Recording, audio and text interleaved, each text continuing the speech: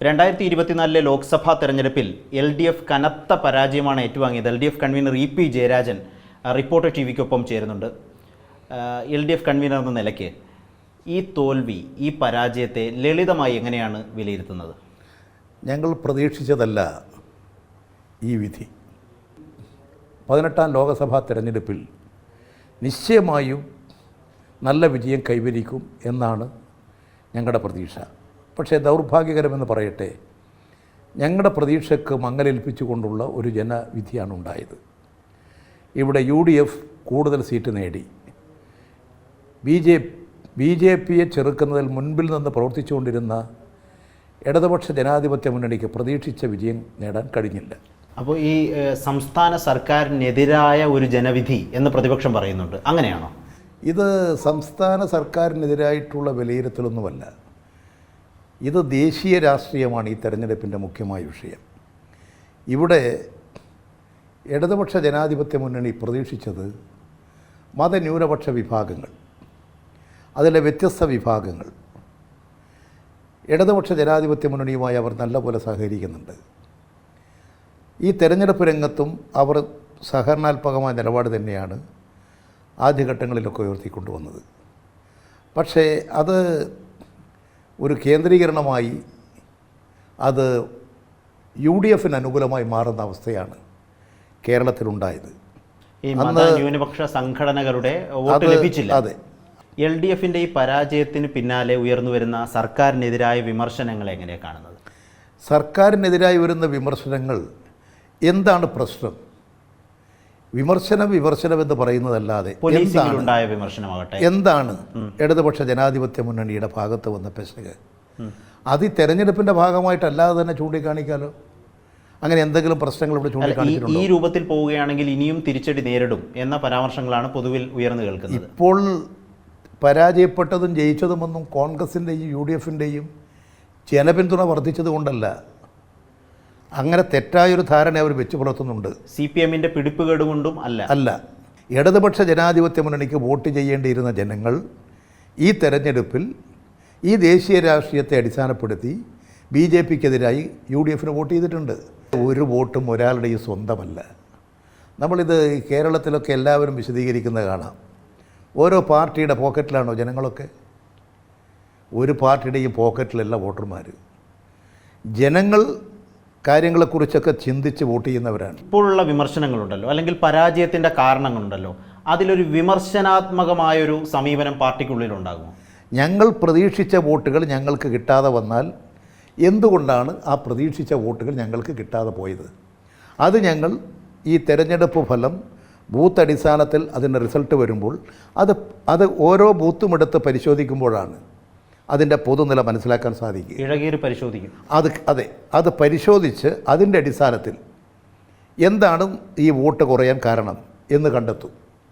അങ്ങനെ കണ്ടെത്തിയാൽ അത് പരിഹരിക്കാനുള്ള നടപടികൾ സ്വീകരിക്കും. തിരുത്തൽ വേണമെങ്കിൽ അതാണ് ഈ തിരുത്തൽ എന്ന് പറയുന്നത്. ആ നടപടി സ്വീകരിക്കും. ഈ LDFനെ സംബന്ധിച്ചിടത്തോളം LDFന് ഏറ്റ തിരിച്ചടി അത് മുഖ്യമന്ത്രി പിണറായി വിജയനേറ്റ തിരിച്ചടി എന്നാണ് പ്രതിപക്ഷ നേതാവ് അടക്കം പറയുന്നത്. ഒപ്പം മുഖ്യമന്ത്രിയെ കേരളത്തിലെ ജനത വെറുക്കുന്നു എന്നുകൂടി പ്രതിപക്ഷം പറയുന്നു.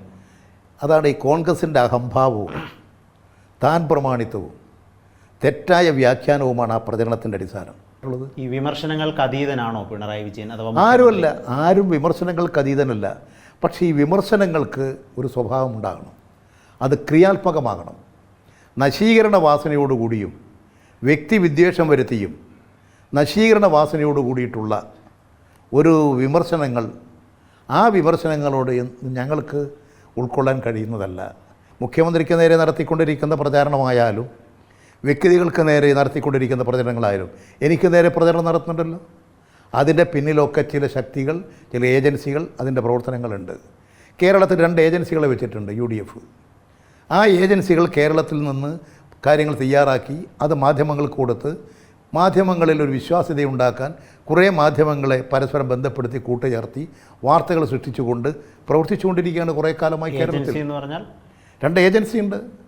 ഈ ഒരു തെരഞ്ഞെടുപ്പ് പരാജയം വന്നാൽ മുഖ്യമന്ത്രിക്ക് ഒരു വീഴ്ചയുണ്ടായാൽ അത് ചർച്ച ചെയ്യാനും വിമർശിക്കാനും നേതാക്കൾക്ക് ഭയമുണ്ടോ എന്ന ചോദ്യം. എന്ത് കാര്യത്തിന് വിമർശിക്കാം? CPMന് എന്ത് കാര്യത്തിന് ഭയപ്പെടേണ്ട കാര്യം? ആർക്കാരെ ഭയപ്പെടണം?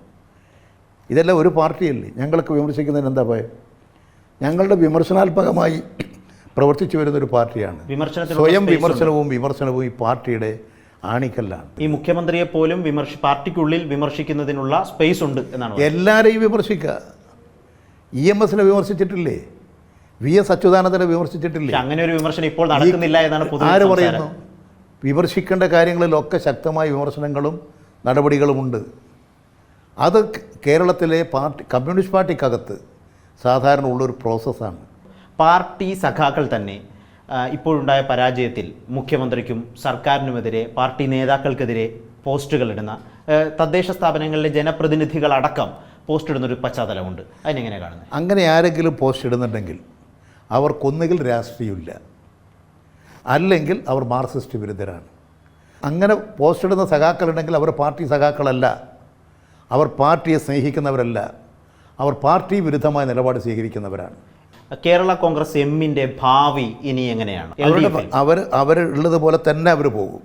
അതവർ ഏതെങ്കിലും MP MLA മന്ത്രിസ്ഥാനം കണ്ട് പ്രവർത്തിക്കുന്നവരല്ല, അവർ അതിനു വേണ്ടി നടക്കുന്നവരല്ല. കേരള കോൺഗ്രസ് എമ്മിനെ UDF മടക്കി കൊണ്ടുവരണം എന്ന തരത്തിൽ കോൺഗ്രസിനുള്ളിൽ ചർച്ചകളുണ്ട്. UDF ദുർബലമാകുന്നു, അല്ലെങ്കിൽ UDF ദുർബലമാകാനുള്ള സാധ്യതയുണ്ട്. കേരള രാഷ്ട്രീയത്തിൽ UDFന് പിടിച്ചു നിൽക്കാൻ സാധിക്കില്ല.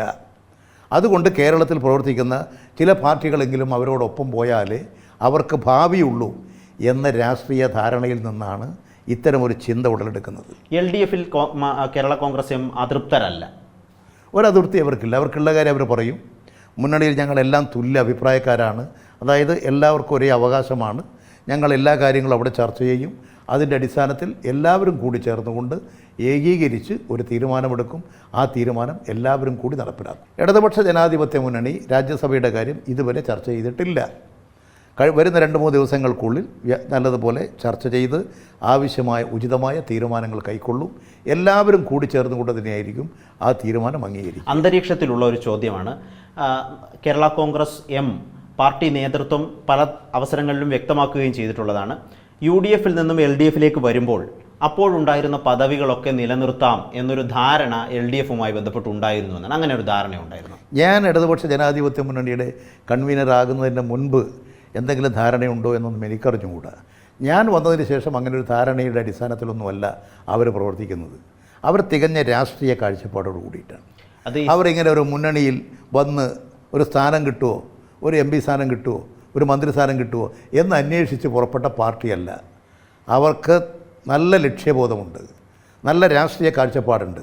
അവർ UDFനോടൊപ്പം സഞ്ചരിച്ച് അവരുടെ തൊഴിയും കുത്തും അവമാനവും സഹിക്കാൻ കഴിയാതെ അതിൻ്റെ ഉന്നതരായ നേതാക്കളെ പോലെ അങ്ങേയറ്റം അവമാനിച്ച് അതിനോടെല്ലാമുള്ള അവരുടെ കേരള കോൺഗ്രസ് മാണിയുടെ ജനങ്ങളുടെ അവരുടെ പാർട്ടിക്ക് വേണ്ടി അണിനിരുന്ന ആ പാർട്ടിയുടെ ആകെ ശക്തമായ പ്രതിഷേധത്തിൽ നിന്നാണ് ആ മുന്നണി വിട്ട് ഇടതുപക്ഷ മുന്നണിയിലേക്ക് വന്നിട്ടുള്ളത്. ലോക്സഭാ തിരഞ്ഞെടുപ്പിൻ്റെ ദിവസമാണ് EP ഒരു വെളിപ്പെടുത്തൽ നടത്തുന്നത്.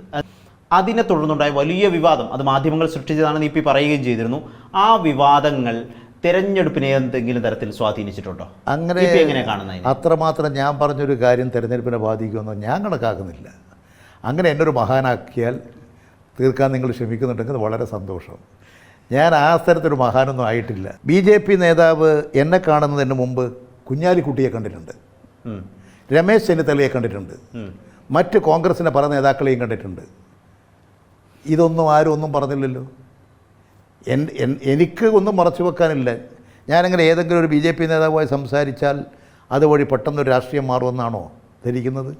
അങ്ങനെ ഞാൻ വിചാരിച്ചാൽ രാഷ്ട്രീയത്തെ മാറ്റി രാഷ്ട്രീയം മാറുമെന്നല്ല. പ്രത്യേകിച്ച് ഈ തൃശ്ശൂർ സീറ്റുമായി ബന്ധപ്പെട്ട് തൃശ്ശൂർ സീറ്റിൽ സഹായിച്ചാൽ പല കേസുകൾ നേതാക്കൾക്കെതിരെയുള്ള കേന്ദ്ര ഏജൻസികളുടെ കേസിലൊക്കെ ഒത്തുതീർപ്പുണ്ടാക്കാം. ആ സമയത്ത് ചർച്ചയിൽ വന്നതുമാണ്. അങ്ങനെ ഒരു ധാരണയുണ്ട്. ഇപ്പോൾ തൃശ്ശൂർ ജയിക്കുകയും ചെയ്തു. അപ്പോഴൊക്കെ ഈ ഡീലുണ്ടായി തൃശ്ശൂരിൽ എന്നാണ് പ്രതിപക്ഷ നേതാവ് ആരോപിക്കുന്നത്. അത് പ്രതിപക്ഷ നേതാവ് ഉണ്ടായിക്കൊണ്ടിരിക്കും മാനിപ്പുലേറ്റ് ചെയ്യുന്ന ഒരു നടപടിയാണ്. അദ്ദേഹത്തിൻ്റെ ചില ഉപദേഷ്ടാക്കൾ ഉപദേശിച്ചു കൊടുത്ത് ഇതാണ് ഈ രാഷ്ട്രീയത്തെ മലിനസമാക്കുന്നത്. ഇല്ലാത്ത കഥകൾ ഇങ്ങനെ ആവിഷ്കരിച്ച് രൂപപ്പെടുത്തുക. അങ്ങനെ വേണമെങ്കിൽ പ്രതിപക്ഷ നേതാവിനെക്കുറിച്ച് എന്തെല്ലാം കഥകളുണ്ടാക്കാം. പക്ഷെ അതൊന്നും മാന്യമായ രാഷ്ട്രീയമല്ല. പറയുന്നതിന് എന്തെങ്കിലും വസ്തുതകൾ വേണം. ഇതിനേക്കാളും കൂടുതൽ വേണമെങ്കിൽ പ്രതിപക്ഷ നേതാവിനെക്കുറിച്ച് ഇതേ കാര്യം വളരെ വിശാലമായി പറയാൻ വേണ്ടി സാധിക്കും. അതൊന്നും ഒരു ശരിയായ രാഷ്ട്രീയമല്ല. ഇതിങ്ങനെ ഏറ്റവും വൃത്തികെട്ട രാഷ്ട്രീയം കൈകാര്യം ചെയ്യുന്നതിൻ്റെ ഭാഗമായി അടിസ്ഥാനരഹിതമായി കാര്യങ്ങൾ പറയുക. ഇങ്ങനെയാണോ രാഷ്ട്രീയ പാർട്ടികൾ ഡീല്? ഞാൻ അങ്ങനെ ഡീലാണെങ്കിൽ കോൺഗ്രസുമായിട്ടല്ലേ തൃശ്ശൂർ ഡീല്? തൃശ്ശൂർ എന്താ സംഭവിച്ചത്? തൃശ്ശൂർ കോൺഗ്രസുമായിട്ടല്ലേ ഡീല്? എങ്ങനെയാണ് മുരളീധരൻ 1,00,000-ൽ പരം വോട്ട് കഴിഞ്ഞതിനേക്കാളും നഷ്ടപ്പെട്ടത്? ആ 1,00,000 വോട്ട് BJPക്ക് പോയിട്ടുണ്ടല്ലോ. ഞങ്ങളുടെ വോട്ടിൽ കുറവൊന്നും അവിടെ സംഭവിച്ചിട്ടില്ല. ഞങ്ങളുടെ വോട്ടിൽ തൃശ്ശൂരിൽ വോട്ടിൽ വർധനവുണ്ട്. പക്ഷേ ഞങ്ങൾ പ്രതീക്ഷിച്ച വർധനവ് ഞങ്ങൾക്ക് കിട്ടിയിട്ടില്ല. പക്ഷേ കോൺഗ്രസ്സിന് കിട്ടിക്കൊണ്ടിരുന്ന കഴിഞ്ഞ തെരഞ്ഞെടുപ്പിൽ കിട്ടിക്കൊണ്ടിരുന്ന വോട്ടിൽ 1,00,000 വോട്ട് കോൺഗ്രസ്സിന് കുറവ് വന്നു. ആ 1,00,000 നേരെ അതാ സുരേഷ് ഗോപിക്ക്. ആരായിട്ടാണ് ഡീല്? എന്ത് തരം ഡീൽ? ഞാൻ പറയുന്നത് ആ ഡീല് അതെ, ഈ ഡീല് എന്ന് പറയുന്നവരോട് ചോദിക്കേണ്ട ചോദ്യമാണ്. അതുകൊണ്ട് അവർ ചെയ്യുന്നതാണ് മറ്റെല്ലാവരും ചെയ്യുന്നത് എന്ന് ധരിച്ചിട്ടാണ് ഇത്തരത്തിൽ അടിസ്ഥാനരഹിതമായ ആരോപണം ഉന്നയിക്കുന്നത്. മുൻകൂർ ജാമ്യമെടുക്കുകയാണ്. 1,00,000 വോട്ട് പോയതിൻ്റെ മുൻകൂർ ജാമ്യമാണ് അവരെടുത്തത്. ആദ്യം അത് വ്യക്തമാക്കും. ആദ്യം അത് വ്യക്തമാക്കിയതിന് ശേഷമാണ് ഈ തൃശ്ശൂരിനെ കുറിച്ച് കോൺഗ്രസ് UDF പറയേണ്ടതുള്ളത്. വ്യക്തിപരമായൊരു ചോദ്യത്തിലേക്ക് വന്നാൽ ഏതെങ്കിലും ഒരു ഘട്ടത്തിൽ LDF കൺവീനർ സ്ഥാനം ഉപേക്ഷിക്കാം എന്ന നില ചിന്തിച്ചിട്ടുണ്ടോ? എനിക്ക് ആരോഗ്യപരമായ പ്രശ്നമുണ്ട്. അത് എൻ്റെ പ്രവർത്തനങ്ങൾക്ക് വലിയ തോതിൽ പരിമിതി ഉണ്ടാക്കുന്നുണ്ട്. അതുകൊണ്ട് അങ്ങനെയുള്ള ഒരാൾ ഈ സ്ഥാനങ്ങളിൽ വഹിക്കുമ്പോൾ അത് എൻ്റെ പാർട്ടിയോടും ഈ മുന്നണിയോടും ചെയ്യുന്ന നീതികേടല്ലേ എന്ന് പലപ്പോഴും ഞാൻ ചിന്തിക്കാറുണ്ട്. ആ ചിന്ത എൻ്റെ അഭിപ്രായത്തിൽ ശരിയായിട്ടൊരു ചിന്തയാണ്. അത് പ്രകടിപ്പിച്ചിട്ടുണ്ട്. ഒരു മാർക്സിസ്റ്റ് ചിന്തയാണത്. അതായത് തനിക്ക് തന്നിൽ അർപ്പിതമായിട്ടുള്ള ചുമതല നിർവഹിക്കാൻ കഴിയാതെ വരുമ്പോൾ തൻ്റെ പാർട്ടിയോടത് പറയുക എന്നുള്ളത് ഒരു കമ്മ്യൂണിസ്റ്റ് രീതിയാണ്. ഇപ്പോൾ നിയമസഭാ തെരഞ്ഞെടുപ്പ് നടക്കുകയാണെന്നിരിക്കട്ടെ, LDFന് ഭൂരിപക്ഷം കിട്ടുമെന്നാണോ അങ്ങ് കരുതുന്നത്? പിന്നെന്താ സംശയം? കേരളത്തിൽ ഇപ്പോൾ നടക്കുകയാണെങ്കിൽ കേരളത്തിൽ ഒറ്റക്കൊറ്റക്ക് മത്സരിച്ചാൽ ഇവിടെ കോൺഗ്രസ്സിന് ഒറ്റ സീറ്റും കിട്ടില്ല. നിങ്ങൾ മനസ്സിലാക്കേണ്ട ഒരു കാര്യം അതാണ്. മുസ്ലിം ലീഗ് ഇല്ലെങ്കിൽ കോൺഗ്രസ്സിന് എവിടെയാണ് സീറ്റ്? ലീഗിന് കുറച്ച് സീറ്റ് കിട്ടും, ഒരു 10-12 സീറ്റ് അവർക്ക് കിട്ടും. വേറെ CPMനല്ലാതെ പിന്നെ ഏത് പാർട്ടിക്കാണ് സീറ്റ് കിട്ടുക? കോൺഗ്രസ്സിന് സീറ്റ് കിട്ടുമോ? ഒറ്റക്കൊറ്റക്ക് മത്സരിച്ചാൽ ഒറ്റക്കൊറ്റക്ക് മത്സരിച്ചാൽ ഒരു മണ്ഡലത്തിലും ജയിക്കാൻ കഴിയാത്ത പാർട്ടിയാണ് കോൺഗ്രസ്. ലീഗിൻ്റെ തണലിൽ ലീഗിൻ്റെ വോട്ട് കൊണ്ട് കേരളത്തിൽ കുറച്ച് സീറ്റ് കിട്ടുന്നു. അത് ലോക്സഭയിലും അങ്ങനെ തന്നെയാണോ? പിന്നെന്താ സംശയം? ഇപ്പോൾ ലോകസഭയിൽ യഥാർത്ഥത്തിൽ ഈ മുസ്ലിം ലീഗിനെ അവരങ്ങേയറ്റം അവഗണിച്ചു. 952 മുതൽ ലീഗിനുള്ളതാണ് 2 സീറ്റ്. പിന്നെ സീറ്റ് വർദ്ധിപ്പിച്ചു കൊടുത്തോ? മനസ്സിലായി. കേരള നിയമസഭയിൽ എത്രയംഗം? 21 അംഗങ്ങളാണ് കോൺഗ്രസ്സിന്. അതെ. എത്ര കോൺഗ്രസ് MPമാർ? 15 അംഗങ്ങളുണ്ട് മുസ്ലിം ലീഗിന്. എത്ര MPമാർ? അത് ഏത് നീതിശാസ്ത്രം അനുസരിച്ചാണ് അവർക്ക് മണ്ഡലം വിഭജിച്ചു കൊടുത്തത്? അതിനോട് പ്രതികരിക്കാൻ ലീഗിന് വല്ലതും കഴിഞ്ഞോ? ഞങ്ങളുടെ മുന്നണി അങ്ങനെയല്ല. നീതിബോധത്തിൻ്റെ അടിസ്ഥാനത്തിൽ നീതിപൂർവമായി നിലപാട് സ്വീകരിച്ച് പ്രവർത്തിക്കുന്ന ഒരു മുന്നണിയാണ്. ഇപ്പോൾ നിയമസഭാ തെരഞ്ഞെടുപ്പ് നടക്കുകയാണെങ്കിൽ എത്ര സീറ്റിൽ LDFന് വിജയിക്കാനാണ്? ഇന്നുള്ളതിനേക്കാളും ഭൂരിപക്ഷത്തോടു കൂടി ഇടതുപക്ഷം ജയിച്ചു വരും. സെഞ്ചുറി അടിക്കാൻ കഴിയുന്ന സാഹചര്യം ഇപ്പോൾ അതിനപ്പുറം കടക്കും. അതാണ് കേരള രാഷ്ട്രീയം, ദേശീയ രാഷ്ട്രീയമല്ല അത്. ഇപ്പോൾ നിങ്ങൾ പഞ്ചായത്ത് തെരഞ്ഞെടുപ്പ് വരാൻ വേണ്ടി പോകുന്നുണ്ട്. 24 കഴിഞ്ഞ് 2 വർഷം കൂടി കഴിയുമ്പോൾ നിയമസഭാ തെരഞ്ഞെടുപ്പ് വരും. നിങ്ങൾ നോക്കിക്കൊള്ളൂ. ഇടതുപക്ഷ ജനാധിപത്യ മുന്നണി ഇന്നുള്ളതിനേക്കാളും കൂടുതൽ സീറ്റ് നേടി വീണ്ടും അധികാരത്തിലേക്ക് വരും. ഒരു സംശയവും വേണ്ട.